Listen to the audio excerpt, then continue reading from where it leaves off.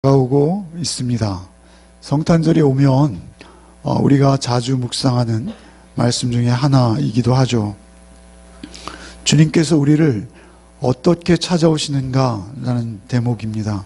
주님께서 우리를 찾아오시는 모습, 그리고 주님께서 우리를 찾아오실 때의 마음, 사실은 그 주님의 뜻을 가장 잘 깨달아 알 수 있는 본문 중에 하나가 아닌가 여겨집니다. 주님께서 어떻게 오시는지 9절부터 함께 읽으면서 묵상해 나가겠습니다. 함께 읽겠습니다. 시온에 따라 크게 기뻐할지어다. 예루살렘에 따라 즐거이 부를지어다. 보라, 내 왕이 내게 임하시나니 그는 공의로우시며 구원을 베푸시며 겸손하여서 나귀를 타시나니 나귀의 작은 것 곧 나귀 새끼니라. 이스라엘을 향해서 먼저 이렇게 부르십니다. 시온에 따라, 예루살렘에 따라 이렇게 부르십니다. 시온의 딸, 예루살렘의 딸, 이것은 우리에게 굉장히 익숙한 표현입니다. 그 시온, 예루살렘 둘 다 동의어이죠. 예루살렘을 향한 그러한 지명입니다. 그런데 그 예루살렘, 그 지명, 그곳에는 하나님의 택한 백성, 하나님의 자녀들이 사는 곳이시죠. 그런데 이것은 하나님의 마음, 하나님의 심정을 엿보게 하는 것이죠. 연약하게만 보시는 것입니다. 사랑하시는데 불구하고 그 딸을 바라보는 그 심정, 아비의 심정, 그 심정으로 하나님께서 그 약소민족인 이스라엘을 보고 계신다라는 표현이 되겠습니다. 그러나 그것은 1차적인 표현이요. 오늘 신약 시대를 사는 우리에게는 무슨 의미입니까? 이것은 그리스도를 향한 예언이 되기 때문에 오늘날 우리 그리스도의 시대에 속한 우리 영적 이스라엘인 우리 교회와 우리 성도를 향한 말씀이신 것입니다. 우리를 향한 하나님의 마음, 하나님의 심정은 무엇입니까? 그 아비가 그 연약한 딸을 보듯이 이스라엘의 그 딸들, 예루살렘의 딸들, 그 시온의 딸들을 향해서 부르시는 것이죠. 그런데 그들이 기뻐하고 즐거이 부르라 이렇게 말씀하십니다. 기뻐하라, 즐거이 부르라. 이것은 찬양을 드리라 이런 의미이시죠. 이유는 무엇입니까? 그것은 왕이 오시기 때문에 그렇다라고 말씀하시는 것이죠. 사실 우리가 성경을 이해할 때 1차적으로 당시의 본문을 듣는 그 이스라엘의 입장을 이해할 필요가 있습니다. 이스라엘의 입장은 어떤 입장이었습니까? 그들에게는 왕이 없었습니다. 그들에게는 스룹바벨이라는 총독이 있었습니다. 근데 스룹바벨은 우리가 잘 알듯이 다윗의 혈통을 이어받은 유다 족속이요, 그가 마땅히 왕 위에 올라야 할 혈통입니다. 그럼에도 불구하고 그들은 그 스룹바벨을 향해서 총독으로 부를 수밖에 없는 이유는 그들이 아직 바사의 포로국이기 때문에 그렇습니다. 바사의 식민지인 것이죠. 페르시아 다리오 왕의 통치와 지배 아래에 있습니다. 그들이 문화 정책을 펼쳐서 그들의 민족 중심으로 그들이 돌아가서 성전을 건축하도록 은혜를 베풀었어요. 고레스 왕 때. 그럼에도 불구하고 그들은 아직도 남의 나라의 통치와 지배를 받고 있는 상황이죠. 그런데 어느 날 스가랴가 갑자기 시온에 따라 예루살렘에 따라 기뻐하라, 즐거이 부르라, 너희의 왕이 오신다 이렇게 말씀하시는 것이죠. 우리의 왕이 오신다라고 말씀하시는 이 말씀은 무엇입니까? 그것은 당시의 이스라엘만을 향한 말이 절대 아니신 거죠. 이 말씀 무엇입니까? 오고 오는 세대를 향해서 너희의 통치하시는 왕을 소망하며 살아라 이런 말씀이신 것입니다. 그들이 지금 비록 포로기에 있고 그들이 식민지의 통치 아래 신음하고 있었으나 그들은 한 가지 소망을 붙들 수 있었습니다. 그 소망은 무엇입니까? 하나님께서 그들을 시온에 따라 예루살렘에 따라 라고 부르시며 그들에게 언약의 말씀을 계속 새롭게 하시고 계속 그 언약의 말씀을 들려주고 계신 것입니다. 그 시대나 이 시대나 우리는 오직 하나님의 은혜로 구원받습니다. 그래서 우리에게 소망이 있는 것입니다. 그 소망으로 그들은 메시아, 오실 메시아를 바라보고 있었던 것이고요. 그 소망만으로 그들은 충분히 구원에 이르기에 합당했던 것입니다. 우리에게 있어서 소망은, 놓칠 수 없는 소망은 무엇입니까? 우리의 왕이 임하신다라는 사실이죠. 그것은 종말론적으로 다시 오실 예수이시면서 동시에 이미 우리에게 오신 예수이시죠. 그때 당시에는 그들이 오신 예수를 뵙지 못했는데도 그들의 믿음과 그들의 구원 얻을 만한 자들이 구원 얻게 하시기에 충분한 소망이 그들에게 있었습니다. 이 말씀으로. 그러나 또 우리에게는 더욱 확실하고 놀랍고 분명하게 이 말씀이 그대로 성취되어져서 우리의 눈앞에 펼쳐진 것을 우리는 이미 알고 있습니다. 그래서 이 말씀은 시온에 따라 예루살렘에 따라 라고 하고 부르고 계신 그 하나님의 심정은 우리가 더욱 확실하게 그 증거를 보고 알고 깨달아서 이제 그 마음에 모셔드리게 된 것이죠. 그 왕이 임하시는 모습이 우리에게 충격적이죠. 왕이 임하시는 모습은 어떻습니까? 우리 한번 같이 읽어볼까요?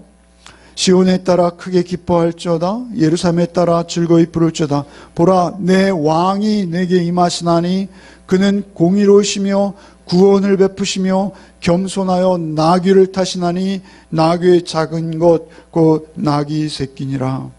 그런데 그분은 우리에게 공의를 베푸시고 구원을 베푸십니다. 공의를 베푸신다는 것은 우리를 공평하게 대하신다는 것입니다. 우리는 아무 차별 없이 대한다는 것입니다. 세상은 차별이 있는 곳이에요. 세상은 똑같은 죄를 짓고도 그 형량이 달라지는 게 세상입니다. 세상은 언제나 불의가 있고 이 세상에서 우리가 완전한 의와 공평을 기대한다는 것은 불가능한 세상을 우리가 살고 있는 것이 분명합니다. 그런데도 그 왕이 오시면 반드시 완전한 의와 공평이 우리에게 실현될 소망이 우리에게 있습니다. 그 왕이 우리에게 반드시 임하실 것이다 라고 우리에게 소망을 주시는 것이죠. 그 왕은 공의와 그리고 구원을 우리에게 베푸세요. 우리 교회를 향해서 공의와 구원의 증인이 되게 하시고 그 공의와 구원을 우리를 향해서 먼저 맛보게 하시고 베푸신다라고 말씀하시면서 크게 기뻐하라 즐거이 부를지어다 라고 우리에게 권하고 계시는 것입니다. 그런데 그 왕은 겸손하여 나귀를 타셨어요. 우리가 이 말씀이 가장 사실은 핵심이죠. 가장 중요합니다. 우리가 기대하는 왕은 어떻습니까? 흰 백마를 타고 그 권위와 힘과 능력을 나부끼면서 정말 우리에게 눈에 보이는 모든 안전과 평화와 부와 존귀와 영광을 이 자리에서 이 현세를 사는 우리 이곳에서 누리도록 해주는 것이 우리의 왕이죠. 그러나 성경이 약속하는 우리의 왕은 그런 왕이 아니시다라는 사실입니다. 성경이 약속하는 우리의 왕은 어떤 왕이십니까? 나귀를 타고 임하시는 왕이십니다. 오해하면 안 돼요. 잘못 해석하면 안 돼요. 이 말씀은 너무나 중요하고 우리에게 임하시는 왕이 어떤 왕이신지를 우리에게 이해시키기 위해서 사실은 우리가 사복음서를 보면요. 공관복음서, 마태, 마가, 누가가 있고요. 그리고 사복음서에 요한복음이 포함되지 않습니까? 그런데 약간씩 복음서마다 어떤 복음서는 이 사실을 기록하고 있고 저 사실을 빼고 그렇습니다. 그런데 공의 사복음서가 빠짐없이 그것도 상세하게 기록하는 사실들은 우리에게 그만큼 중요한 사실들이에요. 그런데 이 나귀를 타고 입성하시는 예수님의 모습은 사복음서가 공의 굉장히 구체적이고 상세하게, 보통은 공관복음서, 마태, 마가, 누가에 있는 것이 요한에 빠져 있는 경우가 많은데 요한복음마저도 그 사실을 강조해서 나귀를 타고 입성하시는 예수님의 모습을 또렷이 전후 맥락으로 기록해 주고 계신 것입니다. 왜 그렇습니까? 우리에게 임하실 왕, 그분은 나귀를 타신다라는 것이죠. 우리가 기대하는 왕과는 다르다는 것입니다. 국경을 강화하고 군대를 준비하고 그리고 사람들 내지는 주변의 다른 나라들을 위협하고 무력으로 시위해서 그들을 굴복시켜서 이루어내는 의와 평강이 아니라는 것입니다. 그렇게 이루어내는 의와 평강은 우리에게 영원하지도 못하고 진리가 될 수도 없다라는 것입니다. 오히려 주님은 가장 가난하고 가장 비천하고 가장 낮아지신 모습으로 우리를 찾아오셨기에 우리가 주님 안에서 완전한 의와 구원을 얻게 되는 것입니다. 그렇지 않고 세상의 기준과 세상의 방법으로 우리를 찾아오셨다면 우리는 그 구원과 그 의와 상관이 없는 자가 되기 쉬운 것이죠. 오히려 재난의 한 중심으로 주님께서는 우리와 함께 하시기 위해서 찾아오십니다. 주님 스스로가 가난해지셨어요. 여러분, 가난해진다는 건 무엇이죠? 가난해진다는 것은 모든 보호막을 제거한다는 것입니다. 여러분, 가난해진다는 것은요, 세상에서 나를 보호할 수단이 없어진다는 것입니다. 가난해진다는 것은요, 가장 어찌 보면 비참해지는 그런 상황이죠. 여러분, 고아와 과부가 되어 보셨습니까? 사실 우리가 가난해지되 정말 가난한 심정으로 낮아져 보셨습니까? 우리가 낮아지면 세상은 우리를 높여주는 것이 아니라 오히려 밟습니다. 고아와 과부가 되면 오히려 압제의 대상이나 이용의 대상이 되는 것이지 그들을 높여주지 않습니다. 근데 주께서는 그렇게 일부러 낮아지신 것, 그것을 우리는 명심해야 합니다. 그런 왕이십니다. 주님은 그런 왕이세요. 일전에 그 인터넷에서 보도된 것을 보니까요, 아프리카의 그 약소국에 탄압받는 그 아프리카 주민들이 자유를 찾아서 유럽으로, 리비아라는 나라로 또 들어왔는데요. 그 리비아에서 그들을 붙들어서 노예로 팔고 있다라는 소식을 들었어요. 어제인가요? 그제였어요. 세계국제기구가 그들을 비난하고 있습니다. 그러나 아랑곳하지 않고 심지어는 건장한 한창 때 흑인 청년을 45만 원에 매매했다. 이런 기사를 보았어요. 그들은 자유를 찾아서 그곳에 왔지만 오히려 피했던 그것보다 더 혹독한 압제가 그곳에서 또 다른 모습으로 그들을 기다리고 있는 것이죠.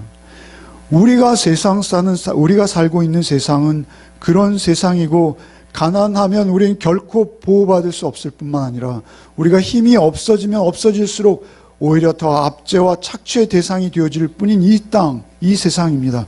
그런데 그곳에서 예수께서는 그 중에도 가장 낮아진 자의 모습으로 우리를 찾아오시는 것입니다. 그리고 평생을 그렇게 사셨습니다. 그런데 그것이 우리에게 진정한 의와 평안이라고 역설하십니다. 사실 기독교는 그런 종교입니다. 기독교는 종교가 아니죠. 그러나 중요한 것은 우리가 구원을 얻는다는 것은 무엇입니까? 세상의 방식과 세상이 추구하는 가치와 세상의 논리를 떠나는 것, 그것이 우리가 예수를 따른다는 것입니다. 그것은 나를 죽이는 것입니다. 내가 스스로 낮아지고 겸손한 자리로 내려가는 것입니다. 나귀를 타시는 예수, 오히려 비천하고 평범한 모습, 가장 낮은 모습으로 주님께서 우리를 찾아오시는 것이죠. 오해하면 안 된다는 것이죠. 여러분, 요한복음 18장에 보면 본디오 빌라도랑 주님께서 하시는 말씀이 있어요. 요한복음 18장 36절에 이제 내 나라는 여기에 속한 것이 아니니라 37절에 빌라도가 가로되 그러면 내가 왕이 아니냐? 예수께서 대답하시되 내 말과 같이 내가 왕이니라. 내가 이를 위하여 났으며 이를 위하여 세상에 왔나니 곧 진리에 대하여 증거하려 함이로라. 무릇 진리에 속한 자는 내 소리를 듣느니라. 이렇게 말씀하세요. 진리에 속한 자만 내 소리를 듣는다. 이렇게 말씀하세요. 그것은 무엇입니까? 예수께서 나귀 타고 오신 그 참뜻을 누군가는 알아보는 자가 있다는 것입니다. 누군가는 그 나귀 타고 오신 예수가 나의 왕이시군요 라고 인정하는 자들이 진리를 찾은 자들이라는 것입니다. 진리를 찾은 자들에게 평안이 있습니다. 여러분 세상의 논리와 세상의 방식대로 여러분 살아가려 한다면 여러분은 늘 피해의식에 젖어 있어야 되고 여러분은 늘 불안해야 되고 세상에 다른 사람들이 달려가는 모습을 보면서 나는 뛰어가고 싶은 마음에 늘 쫓기는 심정으로 우리의 삶을 살 수밖에 없는 존재들입니다.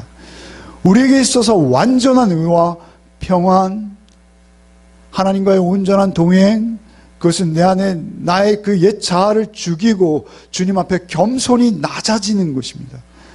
그런데 우리는 그 주님의 이름을 부르면서 오히려 세상 것을 하나라도 더 취하는 일에 우리는 주님의 이름을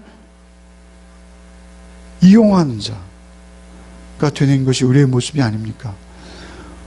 우리에게 있어서 나귀 타신 예수를 겸손히 받아들이는 것, 그것이 우리의 구원입니다.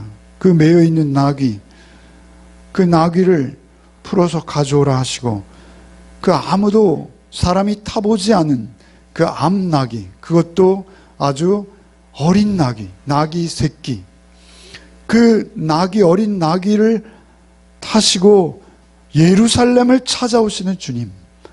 예루살렘은 하나님의 도성이에요. 하나님의 아들이 예루살렘에 입성하시면서 그분이 나귀를 준비하신 이유가 무엇인지 우리는 늘 잊지 말아야 합니다. 자기의 성에 개선장군으로 입성하시는 것입니다. 그런데 그 개선장군으로 입성하는 그 승리의 표식인 그 입성의 순간에 예수께서는 흰 백마에 오르시고 뒤에 포로지에서 잡은 포로들을 굴비 엮듯이 줄줄이 엮어놓고 그리고 그 재물과 보화를 가득 실은 마차가 뒤따르며 그 예루살렘으로 입성하신 것이 아니라 예수께서는 나귀 새끼, 어리고도 가장 어린 암나귀를 타시고 오히려 발이 땅에 닿는 그 나귀를 타시고 입성하시는 예수, 그 예수가 우리의 왕이신 것을 여러분 잊지 마십시오. 여러분, 유대인들은 그것을 인정하지 않습니다. 오늘날에도 인정하지 않습니다. 여자의 후손으로 오실 예수, 구약의 자기들은 너무나 잘 알고 있습니다. 그런데 무슨 마리아가 예수의 어머니야, 그는 절대 인정할 수 없는 거예요. 그들의 세상적 가치와 기준으로는 예수가 절대 구원자가 될 수 없는 건 맞습니다. 그러기에 우리는 그들을 향해서 우리가 진리가 무엇인지 끊임없이 그들에게 설득해야 될 자들로 하나님은 우리를 세우신 것입니다. 그래서 우리는 그 예수를 왕으로 모시고 오히려 평범한, 아니 비천한 인간의 모습으로 찾아오신 예수를 우리 안에 모실 때 어떤 일이 일어납니까? 10절 말씀 한번 읽겠습니다. 10절 읽겠습니다. 내가 에브라임의 병거와 예루살렘의 말을 끊겠고 전쟁하는 활도 끊으리니 그가 이방 사람들에게 화평을 전할 것이요 그 통치는 바다에서 바다까지 이르고 유브라데 강에서 땅끝까지 이르리라. 그 통치, 에브라임의 병거와 예루살렘의 말을 끊겠고 라는 말씀 무엇입니까? 그 말과 그 세상의 완력, 그 권위, 세상의 힘, 그 세상의 위협, 그러한 세상의 살기를 다 끊겠고 에브라임의 병거와 예루살렘의 말을 끊겠고 전쟁하는 활도 끊으리니 이방 사람들에게 화평을 전할 것이요, 심지어는 이방 사람들에게 화평을 전할 것이요, 완전한 샬롬을 전하겠다라는 말씀입니다. 그것이 평강의 왕으로 임하시는 예수의 모습인데요, 이사야서 9장 6절 말씀에 있는 한 아기가 우리에게 낳고 한 아들을 우리에게 주신 바 되었는데 그 어깨에는 정사를 메었고 그 이름은 기묘자라 모사라 전능하신 하나님이라 영존하시는 아버지라 평강의 왕이라 하실 것입니다. 그러니까 평강의 왕으로 임하시는 거예요. 그 완전한 평강은 우리의 손에서 그 무기를 쳐서 보습을 만들고 우리의 손에 있는 모든 무기를 내려놓는 그 순간 주님께서는 우리에게 찾아오십니다. 여러분, 혹시 우리 가운데서 누군가를 향해서 칼을 갈고 계신 분은 없으십니까? 우리가 예수를 믿고 주 안에 있고 주님의 평강을, 주의 샬롬을 전하는 자라면 우리는 먼저 우리의 칼을 내려놓고 평화의 도구로 쓰임받기 위해서 인내하며 하나님 앞에 기도하며 주님만 나의 왕이 되시기를 소원합니다 라는 간절한 마음으로 나가셔야 합니다. 그럴 때 하나님께서는 우리를 주님의 닮은 자로, 주님을 전하는 자로 우리를 쓰실 수 있게 되실 것입니다. 11절 말씀 같이 읽겠습니다. 또 너로 말할진대 내 언약의 피로 말미암아 내가 내 갇힌 자들을 물 없는 구덩이에서 놓았나니. 그러니까 우리가 그 나귀 타신 예수를 우리의 평강의 왕으로 받아들인다는 것은 11절과 동일한 의미입니다. 11절 말씀 무엇입니까? 너로 말할진대 내 언약의 피로 말미암아 내 갇힌 자들을 물 없는 구덩이에서 놓았나니. 우리는 다 사실 손에 세상의 칼을 쥐고 우리는 물 없는 구덩이에 빠진 자들이에요.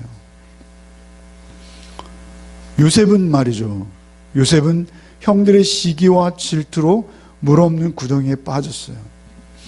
그 물 없는 구덩이에서 타는 목마름으로 그는 형들을 원망하며 질투하며 시기하며 그들도 역시 그 같은 수준으로 내려갈 수밖에 없었고, 사실은 누구의 도움이 없이는 그 구덩이에서 나올 수가 없는 상황이에요. 그런 상황인데 또 말할진대 내 언약의 피로 말미암아 내가 내 갇힌 자들을 물 없는 구덩이에서 놓았나니라는 것은 물 없는 구덩이에서 끌어올려 주셨다는 거예요. 무엇으로요? 언약의 피로 말미암아. 예수께서는 나귀만 타고 오시는 것이 아니라 언약의 피로 우리를 새롭게 하셔서 그 세상적 논리와 세상적 그 피가 피를 뒤대이는 그 구덩이에서 우리를 끌어올려 주시는 분이세요. 여러분, 그 피의 언약은 창세기에서부터 계시록까지 계속 이어지는 하나님의 동일한 언약입니다. 피의 언약이 성경이에요. 창세기에서 아담과 하와 범죄하고 하나님을 향해 숨어버리는 그들에게 가죽옷을 입히시는 하나님, 그 하나님께서 아브라함을 창세기 15장에 찾아오십니다. 15장 1절부터 쭉 읽어 내려가시면 고기를 쪼개게 하시고 그 피 흐르는 고기를 양쪽으로 펼치게 하시고 아브라함을 그 사이로 지나게 하십니다. 그리고 아브라함이 졸면서 그 고기를 먹으려고 달려드는 새들을 쫓고 있을 때 하나님께서 오히려 홀로 횃불이 되셔서 그 가운데 지나시면서 그 언약을 새롭게 하십니다. 그 횃불이 그 쪼갠 고기 사이를 왔다 갔다 하는 모습, 우리가 그것을 주일날 확인한 바 있죠. 하나님께서는 그 언약을 계속 새롭게 하시는 것입니다. 구약에서도 계속 그 언약인 거예요. 출애굽기 24장 8절 말씀에 모세가 그 피를 취하여 백성에게 뿌려가로되 이는 여호와께서 이 모든 말씀에 대하여 너희와 세우신 언약의 피니라. 언약의 피니라, 이 말씀, 언약의 피가 계속 흐르고 있는 것이죠. 그 언약의 피는 무엇입니까? 언약 당사자 둘이 죽음을 감수하고 그 계약 내용을 지켜내겠다라는 것입니다. 그 계약 내용을 지켜내겠다. 죽음을 감수하고 그 계약 내용을 지켜내겠다라는 그 언약은 무엇입니까? 예수께서 먼저 사실은 우리의 경우 피 흘리셔서 그 언약을 새롭게 하시고 우리를 찾아오셨어요. 그래서 예수께서는 마태복음 26장 28절에 이것은 죄 사함을 얻게 하려고 많은 사람을 위하여 흘리는 바 나의 피 곧 언약의 피니라. 동일한 단어예요. 누가복음 22장 20절에 저녁 먹으신 후에 잔도 이와 같이 가라사대 이 잔은 내 피로 세우는 새 언약이니 곧 너희를 위하여 붓는 것이라. 붓는 것이라. 나귀를 타고 입성하신 예수께서는 나귀를 타신 것과는 비교할 수도 없는 더 낮아짐으로 내려가시는 거예요. 하나님께 완전한 순종이에요. 예수께서는 살아계시는 동안에도 당신의 가르침 모두를 이것은 내 것이 아니고 아버지께로부터 온 것이다 라고 계속 강조하시죠. 예수의 삶은 겸손의 극치이세요. 그런데 그 극치가 완성되어진 그 자리는 어디입니까? 당신이 죽음을 맞이하는 그 십자가 위가 그 겸손의 극치인 것입니다. 그래서 우리 그리스도인이 가장 아버지를 영광스럽게 하는 자리는 어디입니까? 우리도 십자가를 지고 그 자리에 동일하게 내 안에 나 죽는 것입니다. 그것이 예수 믿는 것입니다. 그것을 오늘도 스가랴를 통해서 우리에게 밝히 말씀하시는 것이죠. 예수께서는 나귀를 타고 들어가셨어요. 그리고 그때는 6월절이었습니다. 당시의 역사가 요세푸스의 말에 의하면 6월절에는 예루살렘을 찾는 인파가 200만을 넘었다 해요. 그 200만이 넘는 인파들이 드리는 그 양의 피가 예루살렘에 흐르고 또 흘렀을 것이죠. 그러나 예수께서는 이제 마지막 참으로 당신 자신이 어린 양 되셔서 그 마지막 단 한 번의 제사로 그 모든 피를 멈추게 하시고 예수의 그 보배로운 피를 그곳에 흘리사 우리에게까지 오늘도 아니 쉼 없이 우리의 마음과 영혼에 그 피를 흐르게 하시도록 우리에게 언약의 확증을 주신 것입니다. 그것이 우리의 언약의 피인 것이죠. 그 언약의 피를 힘입어서 우리는 그 언약의 피가 우리에게 힘이 되어서 우리가 그 구덩이로부터 빠져나오는 것입니다. 그 세상의 악의 다툼으로부터 우리가 벗어나서 진정한 평강과 하나님의 의의 통치와 다스림 안으로 우리가 비로소 언약 관계 안으로 들어갈 수 있는 것입니다. 그래서 그 언약을 우리는 계속 지켜나가기 위해서 그 언약을 붙들고 주님께 늘 의지하고 주님의 도움을 구하는 것입니다. 그럴 때 우리는 언약 당사자가 되어질 뿐만 아니라 그 언약을 이 땅 가운데 새롭게 하고 그 언약을 증거해내는 자로서의 삶을 우리에게 살게 해주시는 것이죠. 그 언약의 피를 기억하시고 그 언약의 피를 힘입는 복이 있으시기를 바랍니다. 요셉만이 아니라 우리에게도 주님께서는 동일하게 그 구덩이에서 요셉만 건져주신 것이 아니라 우리를 건져주시는 분이십니다. 언약의 피로 우리를 건져주십니다. 12절 말씀 함께 읽겠습니다. 갇혀 있으나 소망을 품은 자들아 너희는 요새로 돌아올지니라. 내가 오늘도 이르노라. 내가 내게 갑절이나 갚을 것이라.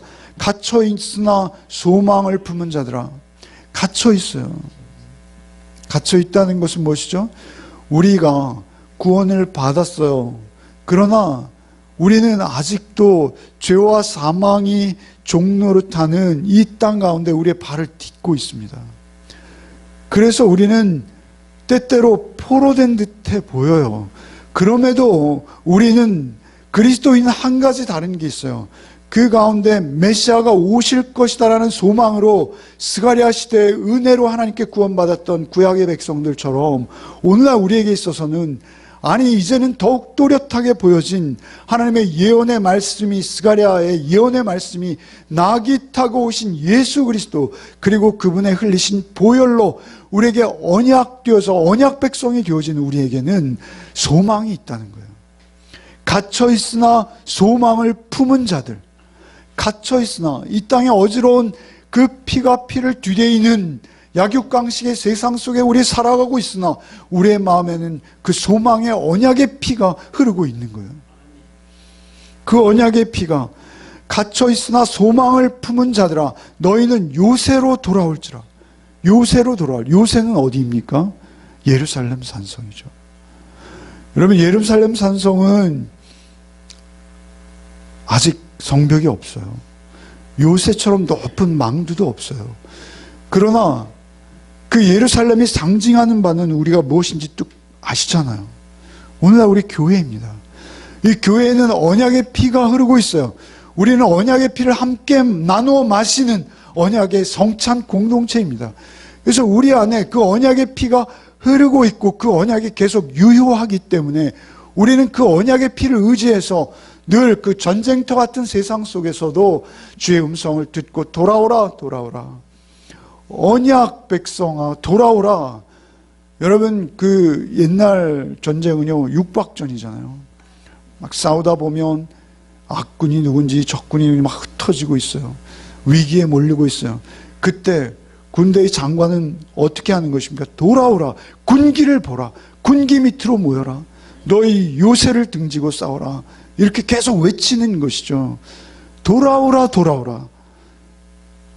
여러분, 언제나 주님의 품으로 또 교회 공동체의 품으로 여러분 돌이키는 복이 있으시기를 바랍니다. 언약의 피가 흐르고 있는 교회 공동체, 그리고 오직 주님의 품이 우리에게 완전한 평강과 의와 승리를 보장한다는 것을 잊지 마십시오. 그것이 우리의 소망입니다. 그것만 우리의 소망입니다. 그 외에 다른 헛된 것에 속지 마시기 바랍니다. 백마를 탄 그런 장군은 없습니다. 우리에게 영원한 진리는 나귀를 탄 예수에게만 있습니다. 여러분, 군대에 가서 저는 그걸 많이 느꼈어요. 군대에 가서 저희는 기수가 있는 군대를 갔습니다. 그래서 기수받다라는 거 여러분 아세요? 엄청나게 많습니다. 자다가 새벽 2시쯤 되면 탁탁 깨웁니다. 나오면 제가 93기라는 기수인데요. 뭔지 잘 모르실 거예요.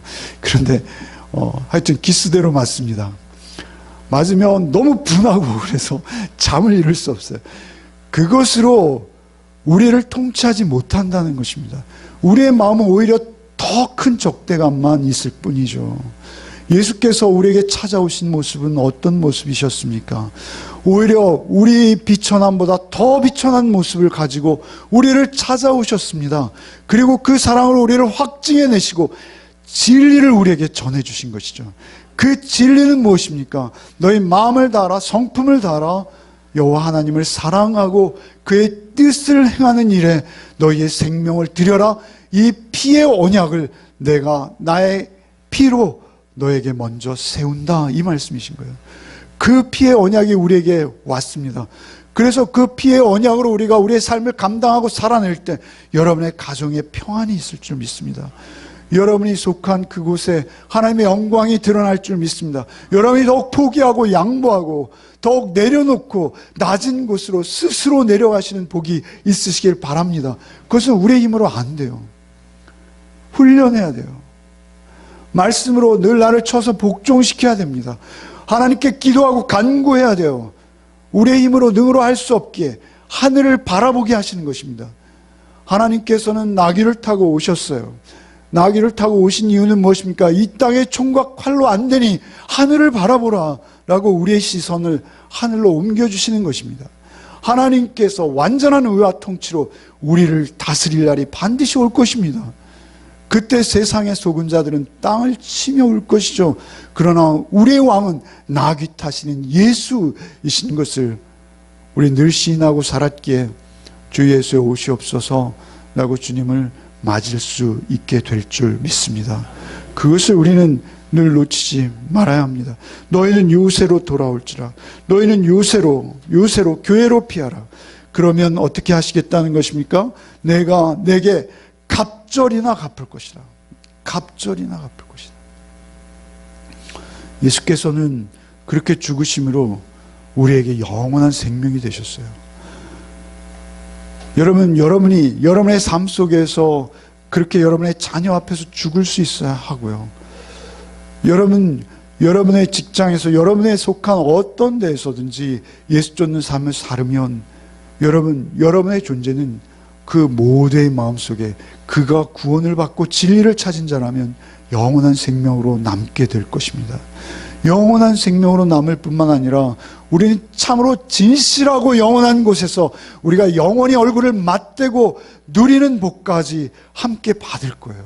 그래서 예수께서 이렇게 말씀해, 내가 내게 갑절이나 갚을 것이라. 이 갑절이라는 답을 주겠다는 게 아니에요. 풍성히 주시겠다는 거예요. 값없이 거저 주시겠다는 거예요. 끊임없이 주시겠다는 것입니다. 이 말씀은 우리 모두를 향한 예언인 줄 믿습니다. 말씀을 정리하겠습니다. 세상이 왜 이리 요동하고 있는지요? 세상엔 왜 이리 평화가 없는지요? 우리의 힘으로 평화를 세워보겠다는 것입니다. 우리의 군사력, 우리의 무기로 평화를 세워보겠다는 것입니다. 그러나 주께서는 마지막 그 길을 가시면서 그 길을 막아서는 베드로 칼을 차고 말이죠.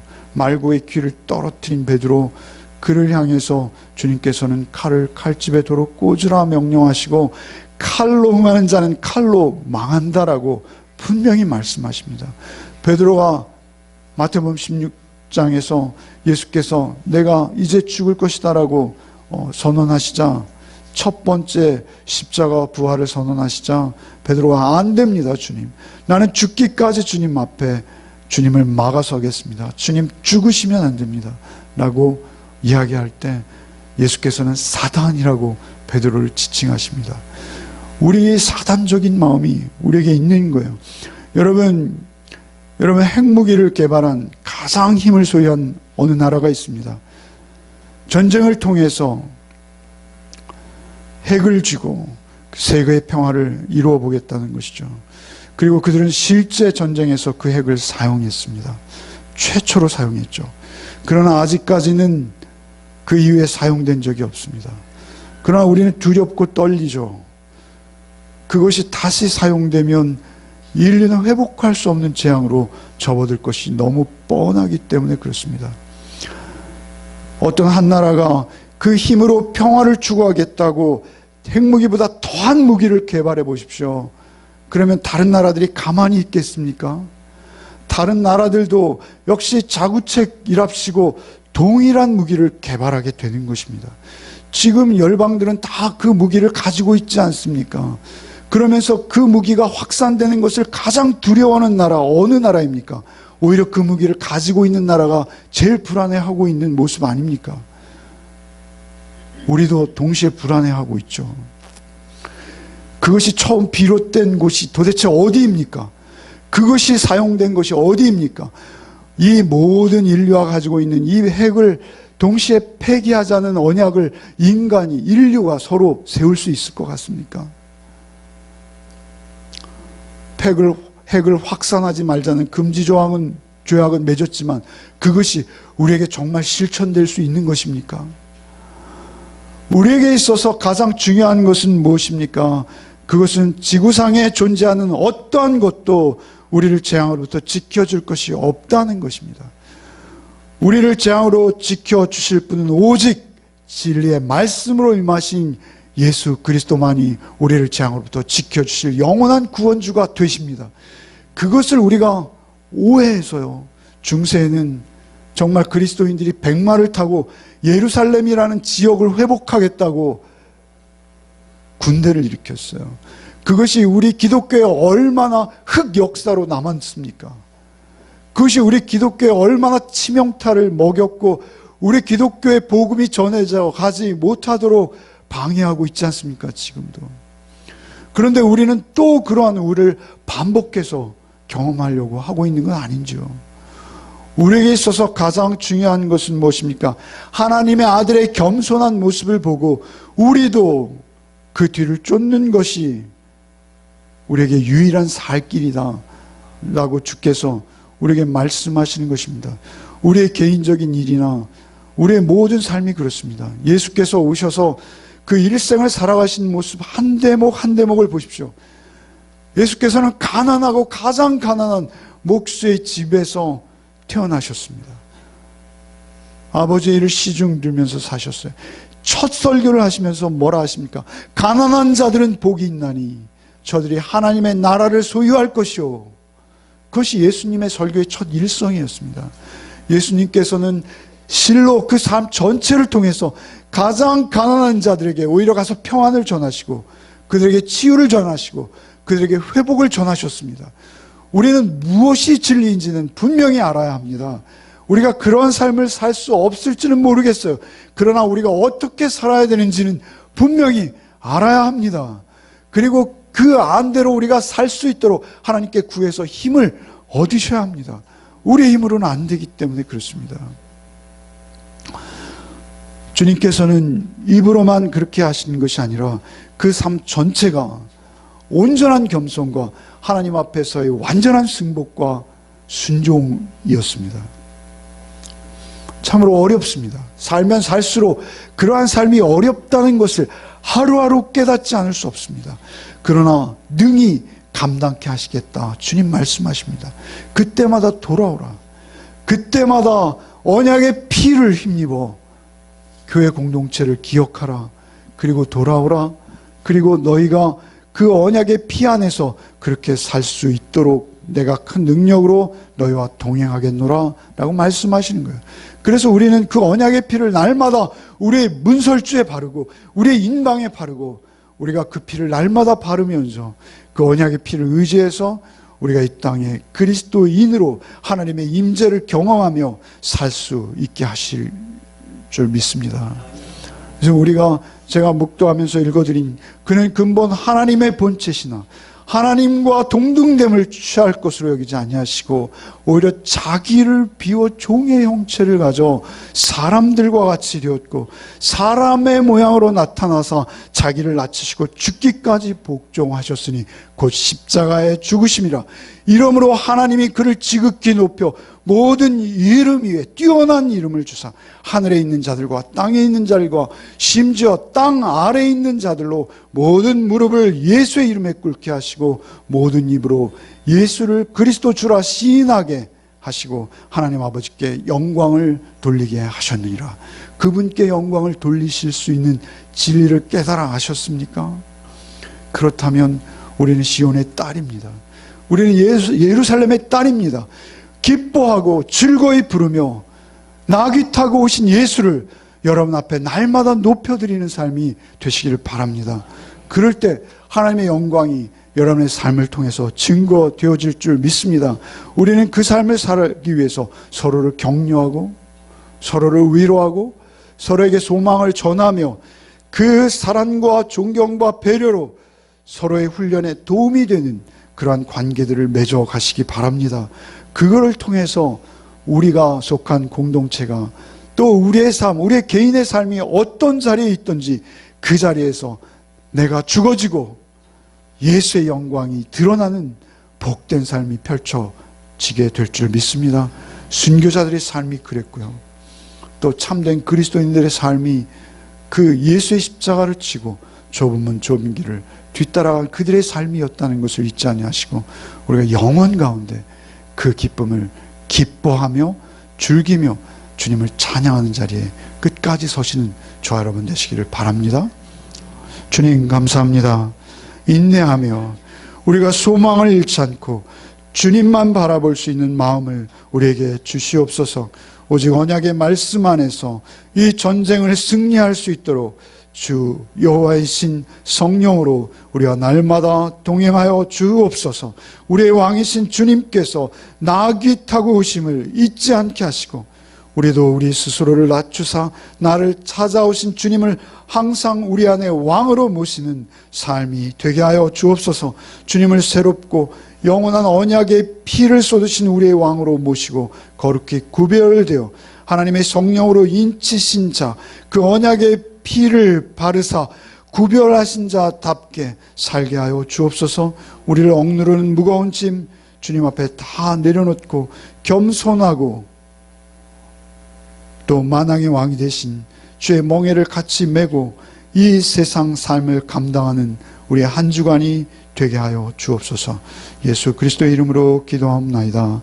아멘. 이제는 우리 구주 예수 그리스도의 그 낙이 타고 우리에게 찾아오신 그 크신 은혜와 하나님 아버지의 극진하신, 참으로 당신의 아들을 피 흘리시기까지 십자가에 주신 그 크신 사랑과 성령의 교통, 내주하심이 오직 우리에게 겸손히 임하신 주님의 뒤를 쫓아 우리도 그 진리의 삶을 살기로 작정한 우리 성도들 위해 이제로부터 영원토록 함께 계시기를 축원하옵나이다. 아멘.